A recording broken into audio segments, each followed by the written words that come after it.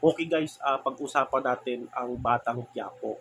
So matapos na makilala ni Tanggol yung kanyang tunay na ama, yun pala yung ama niya ay nakatapat niya noon na si Ramon. So ngayon, kagabi ay nakita na natin yung mga bagong karakter na aabangan nyo sa Batang Quiapo sa Lunes. Una dyan yung pamilyang Guerrero, kung saan sila ay pamilya na nasa politika at makapangyarihan. So sino kaya sila at sino kaya sila sa buhay ni Ramon Montenegro? Kasi ang balibalita na magkalapit daw sila dito sa pamilya Montenegro, itong pamilya Guerrero. Sino kaya sila? Mga totoong kaibigan, kakampi, o kaaway ba o traidor? So yan yung abangan natin, itong pamilya Guerrero na makapangyarihan sa Maynila at meron silang politika, no? Political family to, yung mga pamilyang Guerrero. So ikalawa itong ah, si sino pa ito? Si Fatima, no? Si Fatima na ang role ni Andrea Brillantes. So sino kaya itong si Fatima at ano kaya ang relasyon niya dito kay Miguelito Guerrero na role ni Jake Cuenca. So ano kaya yung relasyon nila at sino kaya itong si Fatima sa buhay ni Tanggol. So kakampi ba ito, kaaway, o di kaya magkaribal sa pag-ibig, no?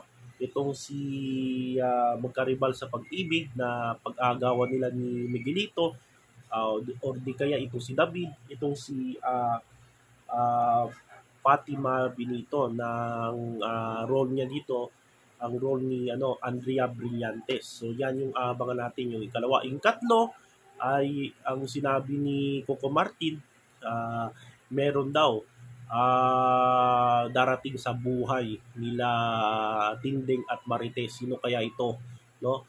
At sino kaya siya? Siya ba kaya ang magpapalaya dito kay Marites? At dadalhin niya kaya ito si Tinding, no? Kung sakali kasi na sila Tinding nandun sa Quiapo, no? Doon sa bahay magkasama sila ni Rigor. Ah, Magkaaway pa naman silang dalawa. So ito kaya mayaman, no? Yan yung tanong diyan.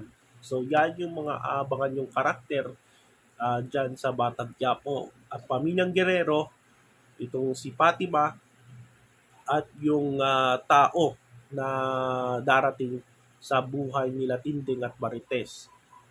Sino kaya ito? So yan yung abangan nyo. So sa Lunes, ang abangan nyo ay ang pagbisita, no? Ang unang pagpunta ni Tanggol doon sa mansyon ng mga Montenegro. So doon ipapakilala na ni Ramon kay Don Julio yung totoo niyang anak na legit na anak na si Tanggol.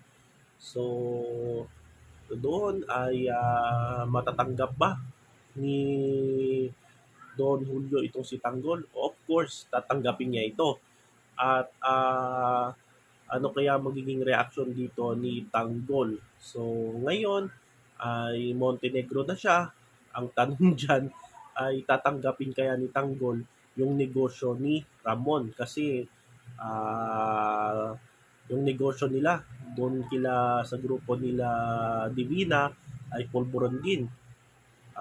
Dito naman sa side ni Montenegro ay negosyo na naman niya doon ay pulburon pa rin. So papayag kaya si Tanggol sa ganitong negosyo. So yan yung pagkakabangan nyo. Kung hindi, di natin alam, no? Magbangga ba yung dalawang ito? So yan yung isang abangan natin dyan sa Batang Quiapo sa Lunes.